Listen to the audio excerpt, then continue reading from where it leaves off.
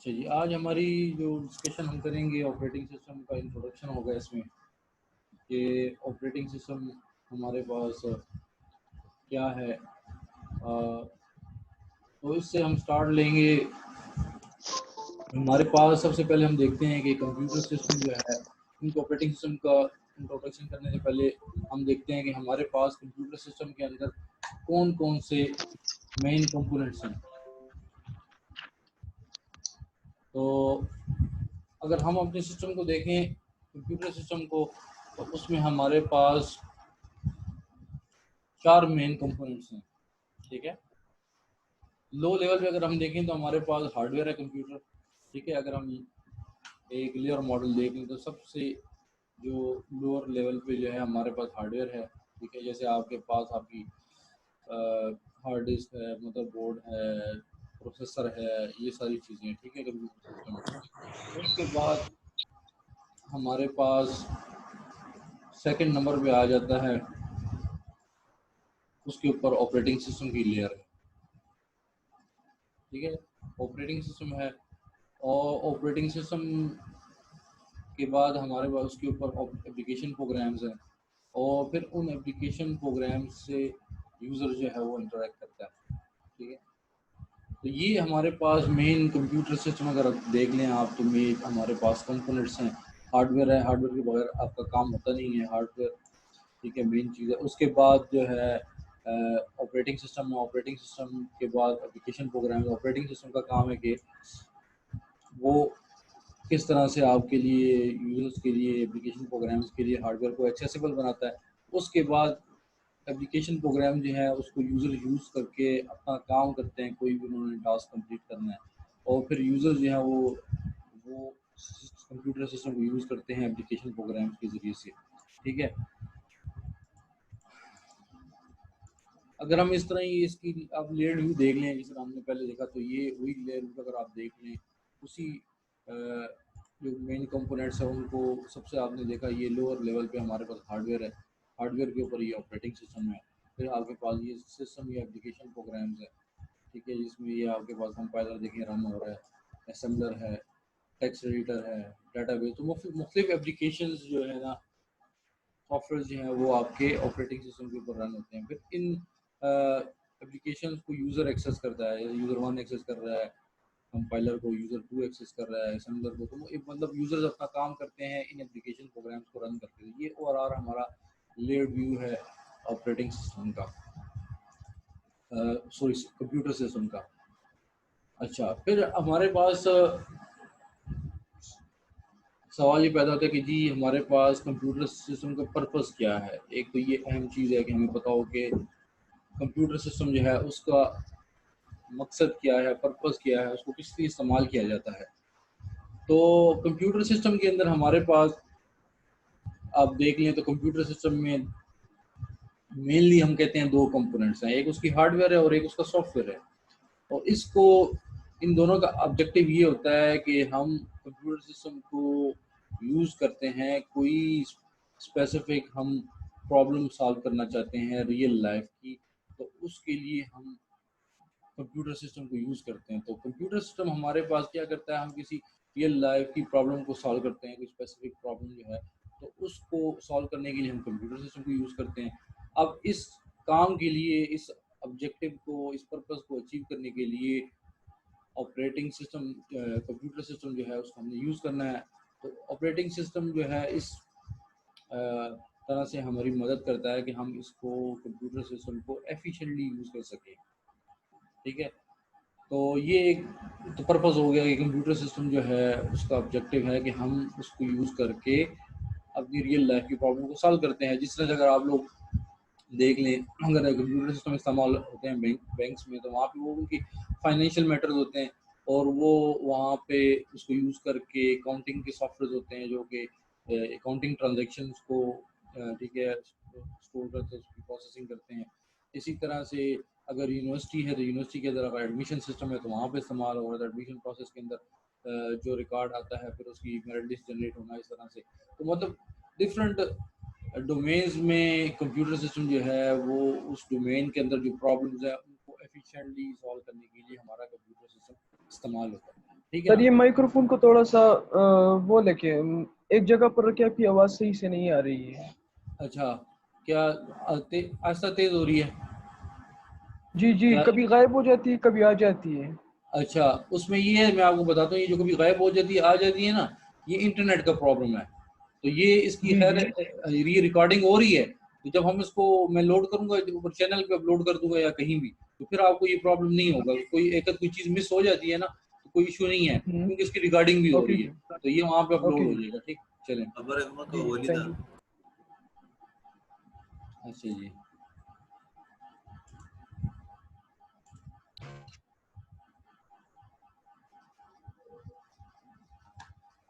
अच्छा, ये आपके पास चैट भी है, वहाँ पे भी लोग मैसेज कर सकते हैं। ठीक है, कोई लोगों को ये मैसेज कर रहे हैं ना कि हमें आवाज़ नहीं आती, लेकिन आप जब ऑनलाइन क्लास होती है इसमें थोड़ा सा ये होता है कि ये इश्यूज आते हैं, किसी को आवाज़ सही नहीं आ रही होती या कोई और इशू होता है, तो वो उसके और भी प्रॉब्लम होते हैं। वो ये होता है कि आपका इंटरनेट कनेक्शन का प्रॉब्लम है या इस तरह की का कोई इशू है, तो उसका सोल्यूशन हमने ये निकाला है कि ये जो आपका सेशन होगा ये रिकॉर्डेड होगा और ये आपको अवेलेबल होगा। ठीक है, इसका लिंक मैं उधर LMS पे दे दूंगा। ठीक है, तो वो फिर आप उसको वहाँ से डाउनलोड कर सकते हैं, तो आपको इंशाल्लाह ये इशू नहीं होगा। ठीक, अच्छा आगे चलते हैं। अच्छा जी, ये तो हमने बात कर ली। एक तो हमने बात कर ली कि जी पहला पॉइंट हमने डिस्कस किया कि कंप्यूटर सिस्टम का ऑब्जेक्टिव क्या है जी, कि हमारे लिए रियल लाइफ प्रॉब्लम को सॉल्व करना एफिशिएंटली, और उसमें हमारे पास कंप्यूटर सिस्टम का हार्डवेयर और सॉफ्टवेयर दो मेन कंपोनेंट्स है।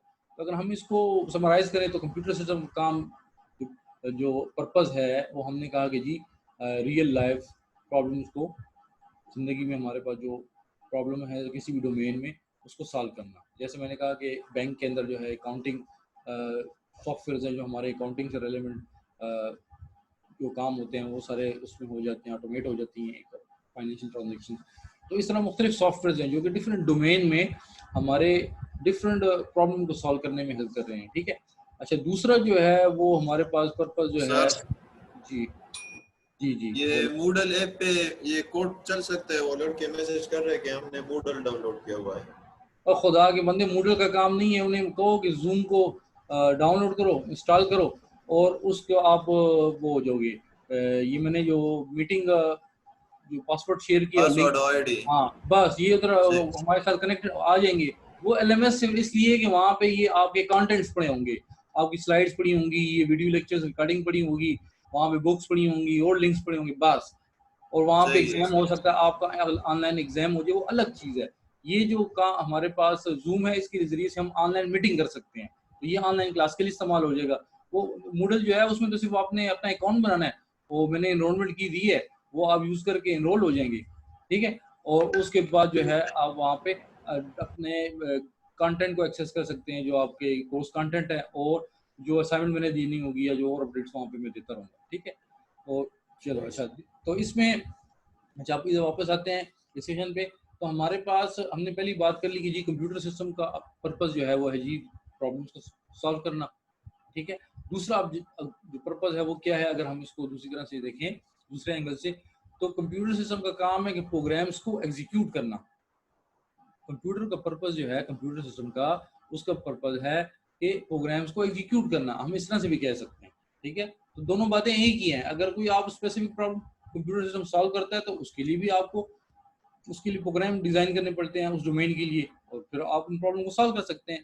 ठीक है, तो आप इसको थोड़ा सा और दूसरे एंगल से देखें तो हम कह सकते हैं कि जी कंप्यूटर सिस्टम जो है उसका पर्पस जो है वो प्रोग्राम्स को एग्जीक्यूट करना है हमारे लिए, मतलब यूजर्स के लिए प्रोग्राम्स को एग्जीक्यूट करना, ये उसका दूसरी तरह से हम कह सकते हैं पर्पस है।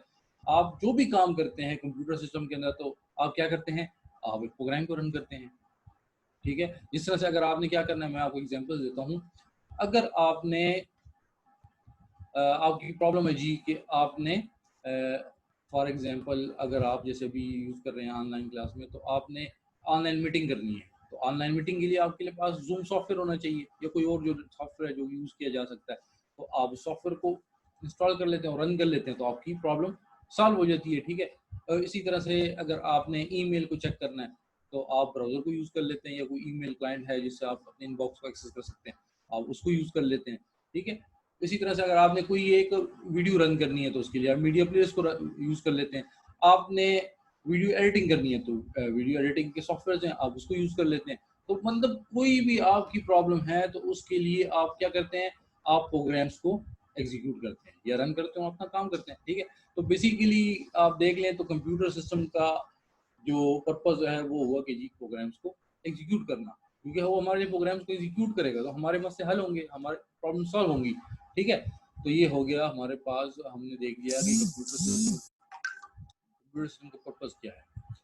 अच्छा, नेक्स्ट आ जाते हैं जी कंप्यूटर सिस्टम की अगर हार्डवेयर अगर हम देख लें तो ये उसका एक ओवरऑल जो हार्डवेयर होती है हमारे पास कंप्यूटर सिस्टम के अंदर, आप देख लें ये मेन कंपोनेंट हमारे पास इसमें प्रोसेसर हो गया, ठीक है। ये मेन कंपोनेंट्स हैं।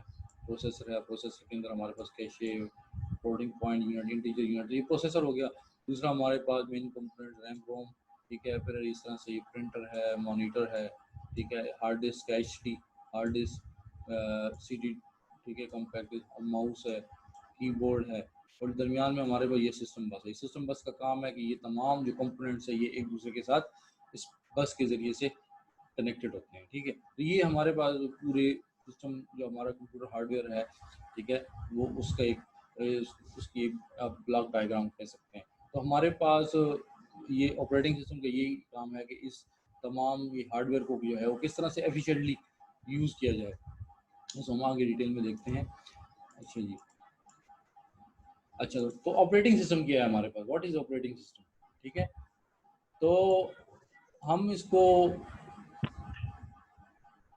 कह सकते हैं एक तरह से, हम पहला जो व्यू है उसमें हम इसको कह सकते हैं जी कि ऑपरेटिंग सिस्टम हमारे पास आप कह सकते हैं कि इंटरमीडिएट इंटरफेस है जो कि इस्तेमाल होता है यूज़र, ठीक है, और कंप्यूटर यूज़र और कंप्यूटर हार्डवेयर के दरमियान कम्युनिकेशन करवाता है, एक इंटरमीडियरी है, ठीक है। एक ऐसा प्रोग्राम है जो कि इस्तेमाल होता है यूज़र जो कंप्यूटर का है और जो कंप्यूटर की हार्डवेयर है उसके दरमियान एक इजी सा इंटरफेस है, आसान सा इंटरफेस है, क्योंकि आपकी जो हार्डवेयर है कंप्यूटर हार्डवेयर वो एक वो सारी इलेक्ट्रॉनिक डिवाइसेस हैं, तो उससे यूज़र इंटरेक्ट करता है तो वो किसके थ्रू करता है, ऑपरेटिंग सिस्टम के थ्रू करता है। आपने जो भी काम करना है, आप जब कंप्यूटर सिस्टम को एक्सेस करते हैं, फॉर एग्जांपल अगर आप कंप्यूटर सिस्टम के अंदर जो है कुछ डेटा स्टोर करना चाह रहे हैं यूएसबी से, ठीक है, तो आप यूएसबी लगाते हैं, ठीक है, और फिर ऑपरेटिंग सिस्टम को यूज़ करके उस यूएसबी से हार्ड डिस्क में डेटा आपने कॉपी करना है तो उसको आप कॉपी कर देते हैं। अब इसके दरमियान इस्तेमाल कौन सा इंटरफेस होता है या कौन सा सॉफ्टवेयर, वो ऑपरेटिंग सिस्टम होता है। आप डायरेक्टली जो है यूएसबी को वो अब नहीं कह सकते कि जी ये डेटा जो है ना उसको कॉपी कर दो हार्ड डिस्क में, नहीं, आप यूज़ करेंगे ऑपरेटिंग सिस्टम को। तो ऑपरेटिंग सिस्टम एक इंटरफेस है जो कि आपके लिए कंप्यूटर सिस्टम का इस्तेमाल जो है वो आसान बना देता है। अच्छा, दूसरा जो है हमारे पास, इसको अगर दूसरा पॉइंट ऑफ व्यू से हम इसको हम कह सकते हैं कि ये हमारे पास एक प्रोग्राम है जो कि कंप्यूटर सिस्टम की रिसोर्सेज जो हैं उसको एफिशिएंटली यूटिलाइज करने में हमारी मदद देता है। आप देखें कंप्यूटर सिस्टम के अंदर ऑपरेटिंग सिस्टम कौन सी रिसोर्सेज को एलोकेट करता है, पहले हम रिसोर्सेज को देख लेते हैं। रिसोर्सेज जो हमने इससे पिछले स्लाइड में हमने देखा जो सारी हार्डवेयर थी हमारे पास, ठीक है, मैं दोबारा इसको, ये जो है ये सारी रिसोर्सेज हैं, ये जो आपको नज़र आ रही हैं, ये आपका प्रोसेसर एक रिसोर्स है, आपकी रैम दूसरी रिसोर्स है, मॉनिटर एक रिसोर्स है, प्रिंटर रिसोर्स है, माउस, ये जितनी भी हार्डवेयर है ये सारी जो है ये रिसोर्सेज हैं, ठीक है। तो ऑपरेटिंग सिस्टम को हम इस तरह से भी डिफाइन करते हैं कि जी हमारे पास ये एक प्रोग्राम है जो कि सिस्टम रिसोर्सेज को एलोकेट और डी एलोकेट करता है एफिशिएंट, फेयर और सिक्योर मैनर में, ठीक है, इसको हम रिसोर्स मैनेजर भी कहते हैं कि हम जो कंप्यूटर सिस्टम है इसकी रिसोर्सेज को मैनेज करता है ऑपरेटिंग सिस्टम, ठीक है। तो किस तरह से मैनेज करता है, ये इस पूरे कोर्स का जो है ये हिस्सा है। हाँ जी, एक किसी ने कहा कि जी विंडोज़ जो है ये भी ऑपरेटिंग, बिल्कुल जी, ये विंडोज़ भी ऑपरेटिंग सिस्टम ही है। एक सवाल पूछा है किसी ने कि जी ये विंडोज़ भी ऑपरेटिंग सिस्टम है, बिल्कुल जी, ये विंडोज़ भी ऑपरेटिंग सिस्टम है हमारे पास। इसके अलावा हमारे पास लाइनक्स ऑपरेटिंग सिस्टम है, मैक है, एंड्रॉयड है, बहुत सारे ऑपरेटिंग सिस्टम हमारे पास मौजूद हैं। अच्छा, तो अब इस पे थोड़ी डिस्कशन करते हैं कि जी इसका क्या मतलब है। Allocates and deallocates resources, it is a program that allocates and deallocates computer resources. तो एलोकेट्स देखिए, अब आपकी जो रिसोर्सेज है, मैंने कहा प्रोसेसर रिसोर्स है, रैम रिसोर्स है, ठीक है, हार्ड डिस्क रिसोर्स है। अब ये रिसोर्सेज जो है ना यूज़र को ज़रूरत होती है, यूज़र प्रोग्राम रन करते हैं, ठीक है। फॉर एग्जांपल मैं अब एक मिसाल देता हूँ कि जी एक यूज़र जो है ना वो माइक्रोसॉफ्ट वर्ड को जो है ना वो रन करता है।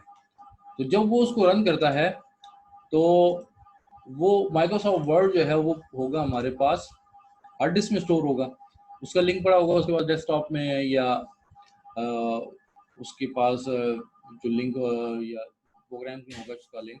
तो वो उसको जब डबल क्लिक करता है तो आपका माइक्रोसॉफ्ट वर्ड जो है वो हार्ड डिस्क में है, तो हार्ड डिस्क से उसको रैम में लेके आना पड़ता है। तो रैम में जब उसको लाएंगे तो उसको रैम में स्पेस दी जाएगी, कौन देगा, ऑपरेटिंग सिस्टम देगा। तो वो जो स्पेस उसको देगा रैम के अंदर, तो वो जो हमारे पास स्पेस जो उसको देगा उसको स्पेस एलोकेशन, जैसे फॉर एग्जांपल ये रैम है, ठीक है, उसने प्रोग्राम को रन किया और हार्ड डिस्क से उसको रैम में ये स्पेस दे दी थोड़ी सी, ठीक है। तो ये स्पेस जो उसने उसको दी इसको कहते हैं स्पेस, रैम स्पेस एलोकेशन। तो ये रैम एक रिसोर्स है, तो ये उसने जो प्रोग्राम रन हुआ तो ऑपरेटिंग सिस्टम ने उसको रैम में एक स्पेस एलोकेट कर दी। अब दूसरा प्रोग्राम रन होता है तो उसको रैम में अलग एक स्पेस दे दी जाती है, तो ये स्पेस एलोकेशन हुई। अच्छा, उसके बाद दूसरी चीज डी एलोकेशन।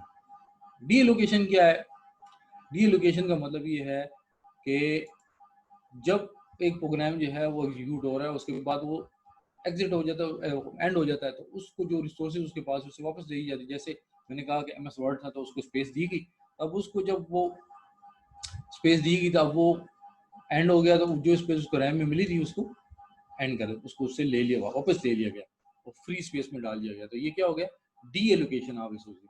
कोई प्रोग्राम जब रन होता है तो उसको स्पेस एलोकेट की गई रैम में, जब वो वहां से उस अपना काम खत्म कर ले तो रैम उसे वापस ले ली गई। तो ये रैम जो वापस ले ली गई ये डी एलोकेशन हो गई रिसोर्सेज की, ठीक है।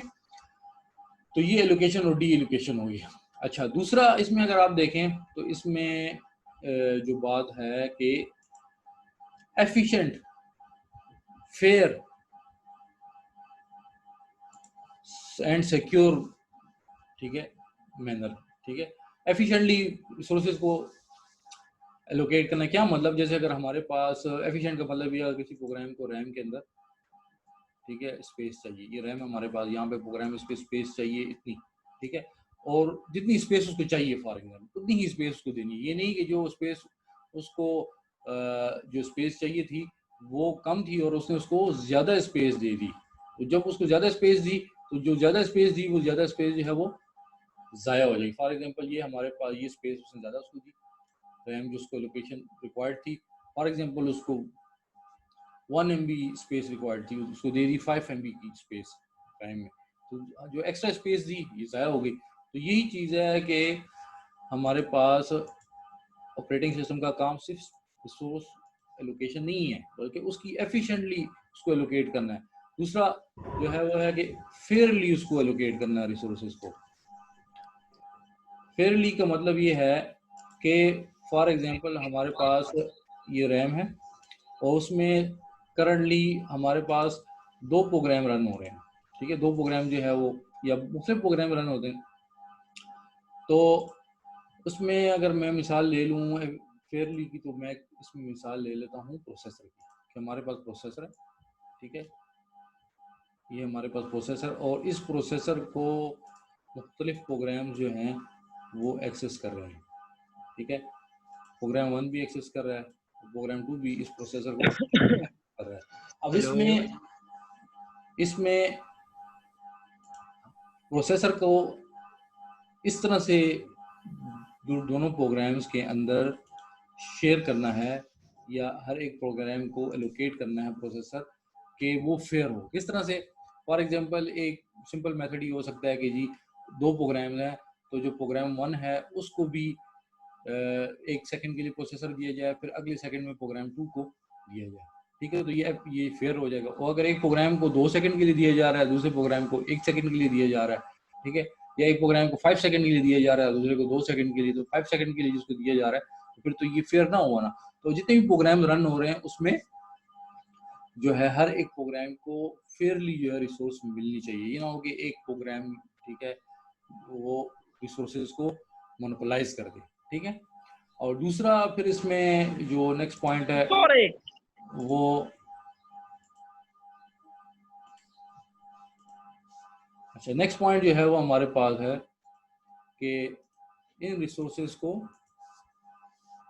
सिक्योर मैनर में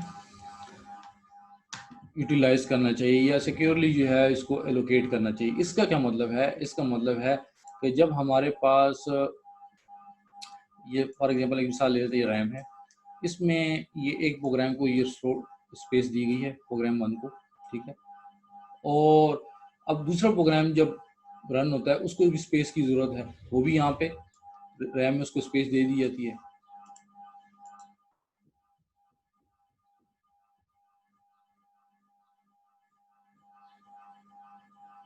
अच्छा, तो ये मिसाल ले लें कि जी अगर हमारे पास रैम है, इसमें दो प्रोग्राम्स हैं, एक प्रोग्राम इसमें लोड हुआ, दूसरा हुआ। अब फॉर एग्जांपल ये जो पहला प्रोग्राम है ये एमएस वर्ड है और दूसरा प्रोग्राम जो है ये एमएस पावर पॉइंट है।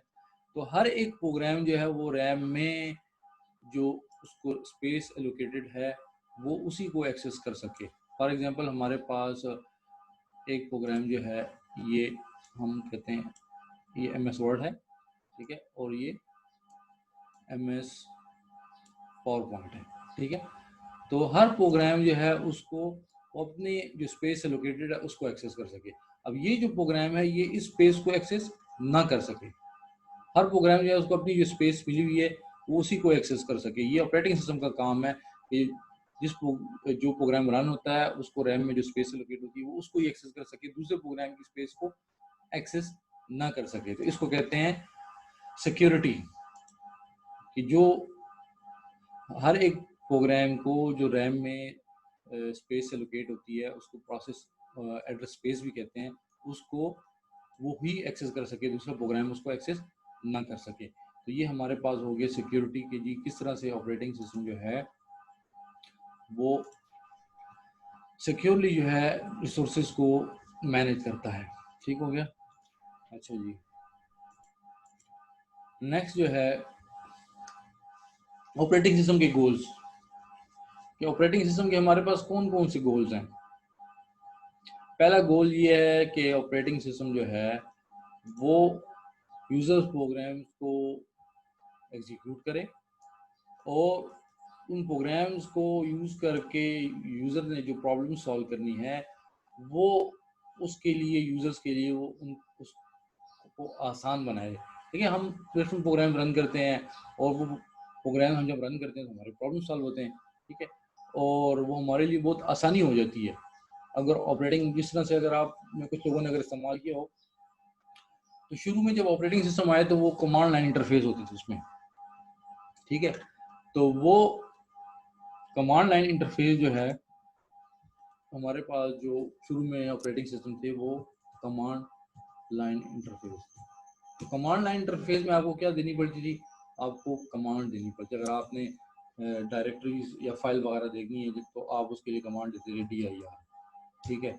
अगर आपने कोई फाइल कॉपी करनी होती तो आप कमांड देते थे कॉपी की कमांड देते, ठीक है। अगर आपने कोई फाइल डिलीट करनी है आप कमांड देते डेल या डिलीट, ठीक है। तो हर काम करने के लिए आपको कमांड देनी पड़ती। तो ये हमारे पास कमांड लाइन इंटरफेस होता था, तो ये बड़ा मुश्किल होता था इसको इस्तेमाल करना।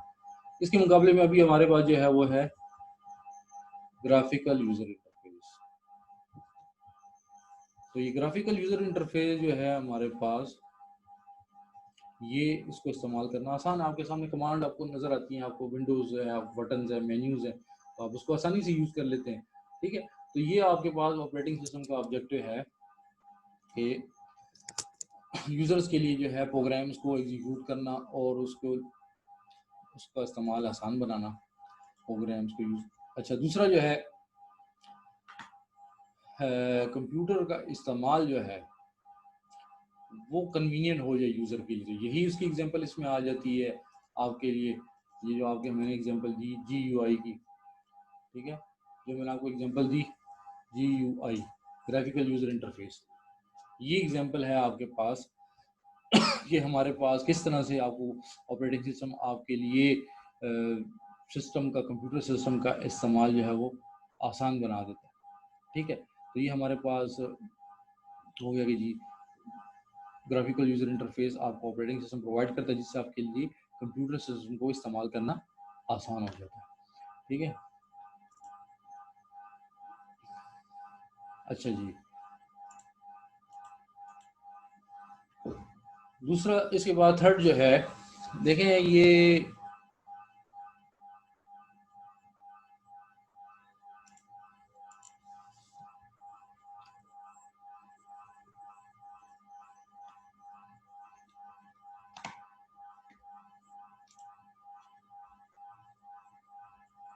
अच्छा, तीसरा जो है हमारे पास कि कंप्यूटर हार्डवेयर को एफिशिएंटली यूज़ करना, ये ऑपरेटिंग सिस्टम का गोल है। इस पर हमने बात कर ली किस तरह से एफिशिएंटली यूज़ करना है कि रिसोर्सेज ज़ाया ना हो। अगर रैम एलोकेट कर रहा है प्रोग्राम्स को तो वो एफिशिएंटली करे, अगर प्रोसेसर को जो है वो शेयर कर रहा है तो वो एफिशिएंटली करे, तो ये बात होगी। अच्छा,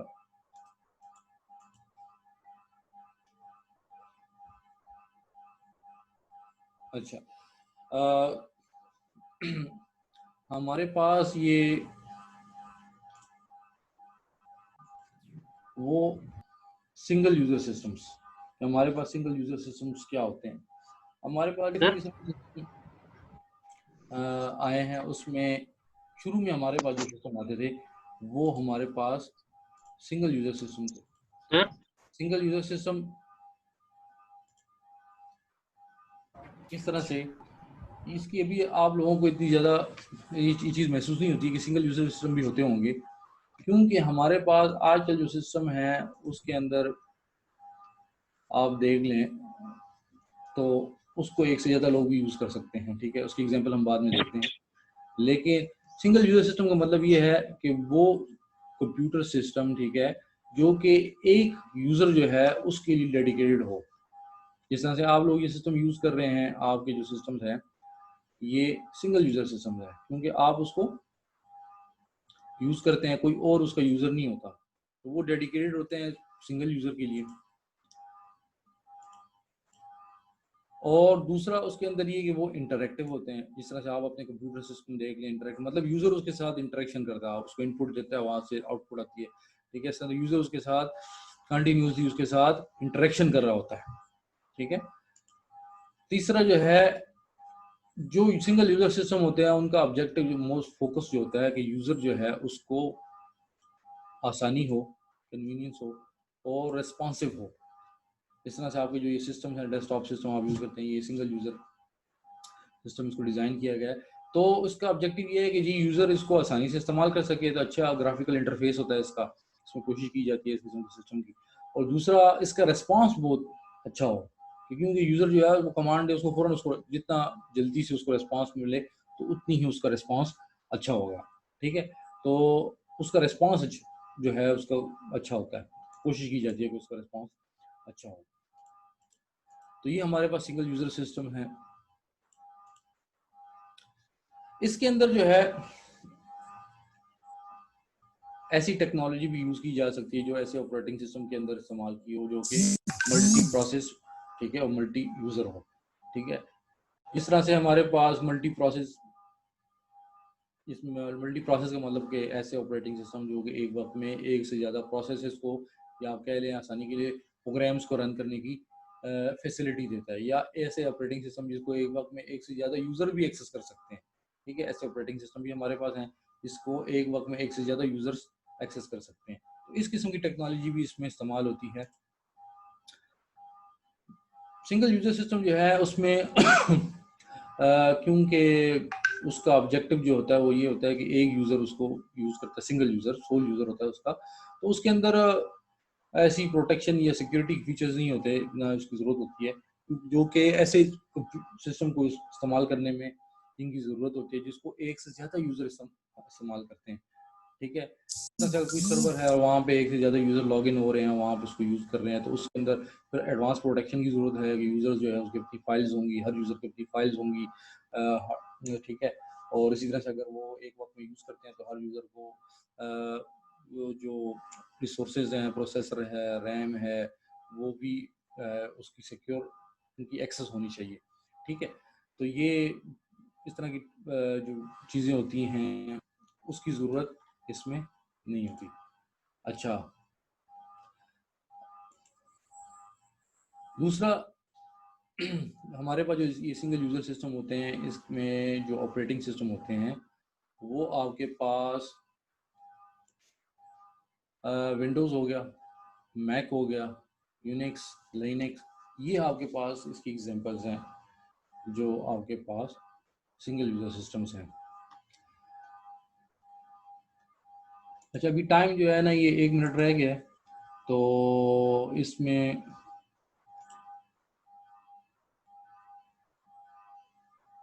फिर अभी ये डिस्कनेक्ट हो जाएगा। ठीक है।